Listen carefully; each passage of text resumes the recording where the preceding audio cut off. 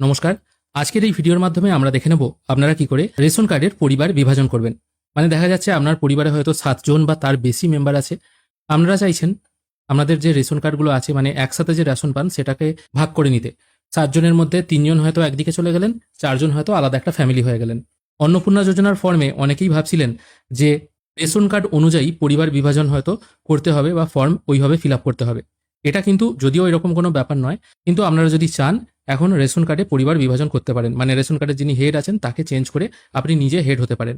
এবার এটার জন্য food.wb.gov.in এই ওয়েবসাইটে চলে আসতে হবে।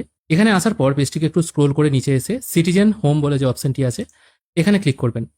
এখানে ক্লিক করার পর রেশন কার্ড সম্পর্কিত কর্নার এখানে এসে অফিস অনুমোদন প্রয়োজন পরিষেবা এই অপশনে ক্লিক করতে হবে। এখানে ক্লিক করার পর অনলাইনে আবেদন করুন এখানে ক্লিক করবেন। এখানে ক্লিক করার পর পরিবারের যে কোনো একজন ব্যক্তির আধার নাম্বারের মাধ্যমে এখানে লগ ইন হতে হবে। এই জন্য আধার কার্ডের 12 সংখ্যার নাম্বারটা এখানে পুট করে এই অপশনে টিকমার্ক দিয়ে সেন্ড ওটিপি অপশনে ক্লিক করবেন। এরপর আপনার আধার রেজিস্টার ফোনে একটি ওটিপি যাবে 6 সংখ্যার, সেই ওটিপিটা এখানে পুট করে সাবমিট ওটিপি অপশনে ক্লিক করবেন। এখানে একটা কথা বলে রাখি, আপনার পরিবারে যদি 7 জন বা তার বেশি সদস্য হয় তখনই কিন্তু আপনি এই কাজটি করতে পারবেন। 7 জনের কম সদস্য যদি হয় তাহলে কিন্তু আপনি স্প্লিট করতে পারবেন না। আমার ফোনে ওটিপি চলে এসছে, আমি ওটিপি এখানে পুট করে দিয়ে সাবমিট ওটিপি অপশনে ক্লিক করছি। সাবমিট ওটিপি অপশনে ক্লিক করার সঙ্গে সঙ্গে ওই আধার কার্ডের সঙ্গে কোন রেশন কার্ড লিঙ্ক আছে সেই ব্যক্তির নাম, কার্ড ক্যাটাগরি এখানে শো হবে।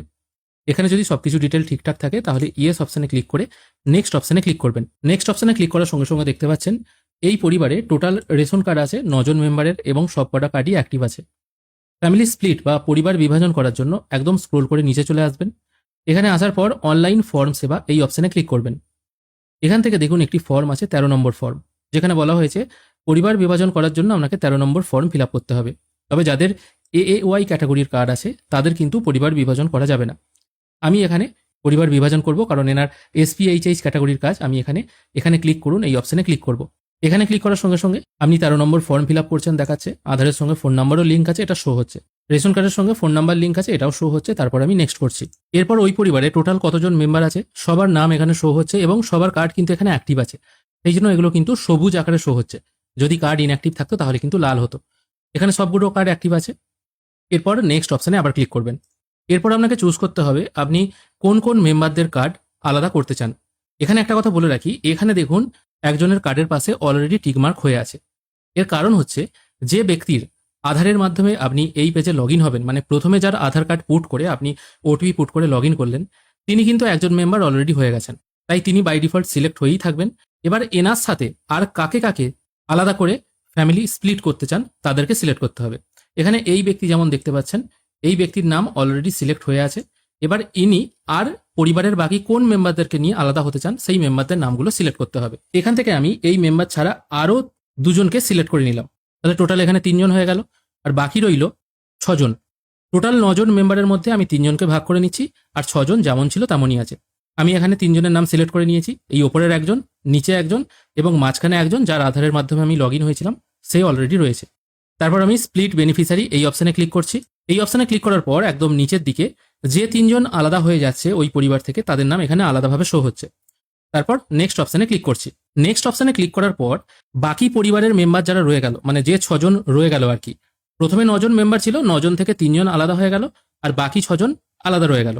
এবার এই যে বাকি 6 জন রইল, এই 6 জনের মধ্যে যে কোনো একজনের সম্মতি লাগবে। সম্মতিটা সে কিভাবে দেবে? আধার ওটিপির মাধ্যমে দেবে।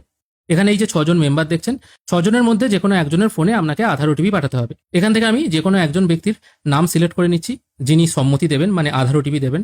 মানে ব্যাপারটা কি হচ্ছে, ধরুন আপনার 9 জনের পরিবার, 3 জন আলাদা হচ্ছে, 6 জন রয়ে যাচ্ছে। এবার 3 জন যে আলাদা হচ্ছে তারা তো নিজের ইচ্ছা মতো আলাদা হতে পারবে না। বাকি যে 6 জন আছে ওই 6 জনের মধ্যে যে কোনো একজনের তো সম্মতি লাগবে, যে তিনি অনুমতি দিচ্ছেন যে ইনি বা এই 3 জন লোক ভাগ হয়ে যাক। না হলে তো পরিবারের মধ্যে যে একতা এই ব্যাপারটা থাকবে না। এই জন্য এই সিস্টেমটা করা হয়েছে। তাই এই যে বাকি 6 জন রইল এই পরিবারের মধ্যে যে কোনো একজনের আধার লিঙ্ক ফোনে আমি ওটিপি পাঠাবো। আমি যে কোনো একজন ব্যক্তির নাম সিলেক্ট করে নিচ্ছি। নাম সিলেক্ট করে নেওয়ার পর ওই ব্যক্তির নাম এখানে শো হচ্ছে। তারপর আমি এই অপশনটায় টিকমার্ক দিয়ে ভেরিফাই আধার অপশনে ক্লিক করব। এখানে ওই ব্যক্তির আধার লিঙ্ক ফোনে একটি ওটিপি যাবে, মানে যে 6 জন মেম্বার রইল আর কি, সেই 6 জন মেম্বারের মধ্যে যে কোনো একজন আর কি হতে পারে, তার আধার লিঙ্ক ফোনে একটি ওটিপি যাচ্ছে। সেই ওটিপিটি এখানে পুট করে সাবমিট ওটিপি অ্যান্ড নেক্সট করতে হবে। আমি ওটিপি এখানে পুট করে দিয়ে সাবমিট ওটিপি অ্যান্ড নেক্সট করছি। এরপর আপনাকে আপলোড করতে হবে ডকুমেন্ট। এবার এখানে কি ডকুমেন্ট আপলোড করবেন? প্রথমে যার আধার কার্ডের মাধ্যমে আপনি লগ ইন হলেন, মানে যিনি ফ্যামিলি আলাদা করতে চাইছেন সেই ব্যক্তির আধার কার্ড এবং রেশন কার্ড পাশাপাশি রাখতে হবে, তারপর ছবি তুলতে হবে এবং যিনি সম্মতি দিলেন আর কি, বাকি মেম্বার যারা রইল এবং যে মেম্বার সম্মতি দিলেন এবং শেষকালে যিনি ওটিপি দিলেন আর কি, সেই ব্যক্তির আধার কার্ড এবং রেশন কার্ড পাশাপাশি রেখে ছবি তুলে সেটাকে 300 কেবি পিডিএফ ফরম্যাটে এখানে চুজ ফাইল অপশনে ক্লিক করে আপলোড করতে হবে। তারপর একটু নিচের দিকে এসে এই দুটো অপশনে টিকমার্ক দিয়ে ফাইনাল সাবমিট অপশনে ক্লিক করবেন। ফাইনাল সাবমিট হয়ে গেলে আপনাদের সামনে সেভ সাকসেসফুলি এই রকমের একটি মেসেজ চলে আসবে। এবার আপনাদের প্রশ্ন, কি করে বুঝবেন কার্ড হয়েছে কিনা বা রিজেক্ট হলো কিনা? বোঝার সব থেকে সহজ উপায় হচ্ছে আপনারা রেশন কার্ড যেভাবে ডাউনলোড করেন ওই একই প্রসেসে রেশন কার্ড ডাউনলোড করবেন।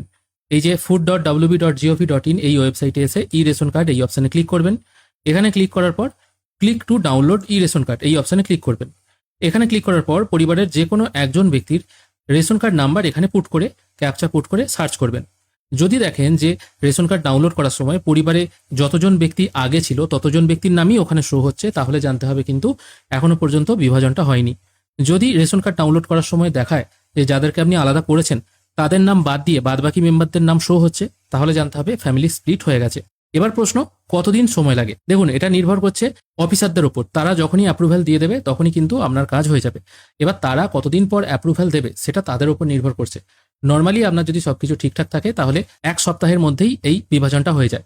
আর যদি গন্ডগোল হয় তাহলে কিন্তু অনেক সময় এটা রিজেক্টও করে দেয়। তবে অনেক দর্শক বন্ধু আগেও বলেছিলেন যে ম্যাক্সিমাম ক্ষেত্রেই এটা কিন্তু রিজেক্ট হয়ে যায়, সেক্ষেত্রে আবার আপনাকে নতুন করে আবেদন করতে হবে।